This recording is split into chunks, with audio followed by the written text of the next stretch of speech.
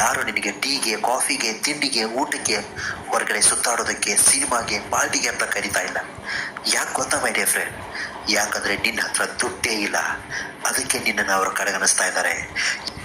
ಯಾವಾಗ ನಿನ್ನ ಹತ್ರ ದುಡ್ಡೇ ಇರಲ್ಲ ಅಂತ ಜನರಿಗೆ ಗೊತ್ತಾಗುತ್ತೋ ಆ ಕ್ಷಣದಿಂದ ನಿನ್ನ ಹತ್ರ ಕೂಡ ಯಾರೂ ಸುಳಿಯೋದಿಲ್ಲ. ಗೆಳೆಯ, ನಿನ್ನ ಹೆಸರು ಶಾಶ್ವತವಾಗಿ ಉಳಿಬೇಕು ಅಂದರೆ ನೀನು ದುಡ್ಡು ಮಾಡಬೇಕು. ಈ ಪ್ರಪಂಚದಲ್ಲಿ ದುಡ್ಡಿಗೆ ಇರೋ ಬೆಲೆ ಮನುಷ್ಯನಿಗಿಲ್ಲ. ಆದ್ರಿಂದ ಹೇಳ್ತಾ ಇದ್ದೀನಿ, ಮೊದಲು ದುಡ್ಡು ಮಾಡು. ದುಡ್ಡು ಮಾಡಬೇಕು ಅಂದರೆ ಕಷ್ಟಪಡಬೇಕು, ಬದಲಾಗಬೇಕು. ಬದಲಾಗು ಗೆಳೆಯ.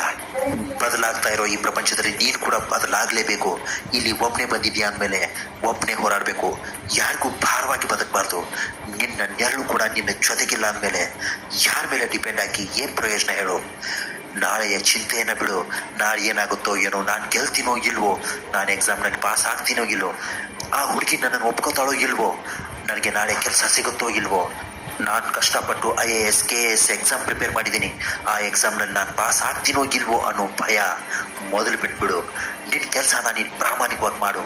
ಗೆಲುವು ಸೋಲು ಆಮೇಲಿನ ವಿಷಯ. ಗೆದ್ರೆ ಸಂತೋಷ, ಸೋತ್ರೆ ಮತ್ತೊಂದು ಸಲ ಸೋಲ್ಬಾರ್ದು ಅನ್ನೋ ಛಲ ನಿನ್ನಲ್ಲಿ ಹುಟ್ಟುತ್ತೆ.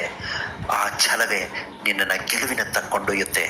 ನೀನು ಮೊದಲನೇ ಸಲ ಸೋತಿರ್ತೀಯಲ್ಲ, ಅದಕ್ಕಿಂತಲೂ ಅಭೂತಪೂರ್ವವಾದ ಗೆಲುವನ್ನು ನಿನ್ನದಾಗಿಸ್ಕೋತೀಯ. ಕೆಲವು ಹೂವಿನಂತೆ ಮಾತನಾಡಿ ಸುಳ್ಳಿನ ಪ್ರಪಂಚವನ್ನೇ ಕಟ್ತಾರೆ, ಇನ್ನು ಕೆಲವರು ಮುಳ್ಳಿನಂತೆ ಮಾತನಾಡಿ ಸತ್ಯದ ಪ್ರಪಂಚವನ್ನು ತೋರಿಸ್ತಾರೆ. ಆಯ್ಕೆ ನಿನಗೆ ಬಿಟ್ಟಿದ್ದು ಗೆಳೆಯ. ನಿನ್ನ ಹಿಂದೆ ಕಷ್ಟನೇ ಕಾಡ್ತಿದ್ರು, ಸುಖಾನೇ ನಿನ್ನ ಹತ್ರ ಬಂದು ತೇಲಾಡ್ತಾ ಇದ್ರು. ನಿನ್ನ ಗುರಿಯನ್ನು ಬದಲಿಸಿ ಮುಟ್ಟಾಳ ಅಂತೂ ಆಗಲೇಬೇಡ. ನಿನ್ನನ್ನು ತಿರಸ್ಕರಿಸಿದವರಿಗೆ ನೀನು ಏನು ಉತ್ತರ ಕೊಡದೆ ಸಮಯಕ್ಕೆ ಬಿಟ್ಬಿಡು. ಒಂದಲ್ಲ ಒಂದು ದಿನ ಆ ಸಮಯವೇ ನಿನ್ನನ್ನು ತಿರಸ್ಕರಿಸಿದವರು ತಿರುಗಿ ನೋಡುವಂತೆ ಮಾಡೇ ಮಾಡುತ್ತೆ. ನೀನು ಸಮಯಕ್ಕೆ ಕೊಡುವಂತಹ ಬೆಲೆ ಇನ್ಯಾರಿಗೂ ಕೊಡಬೇಡ. ಸಮಯಕ್ಕೆ ಮೊದಲು ಬೆಲೆ ಕೊಡೋದನ್ನು ಕಲ್ತ್ಕೋ. ಸಮಯಕ್ಕೆ ನೀನು ಮಹತ್ವ ಕೊಟ್ಟರೆ ಆ ಸಮಯವೇ ನಿನ್ನನ್ನು ಜಗತ್ತಿನಲ್ಲಿ ಅತ್ಯುನ್ನತ ಸ್ಥಾನಕ್ಕೆ ಕರ್ಕೊಂಡು ಹೋಗ್ಬಿಡುತ್ತೆ.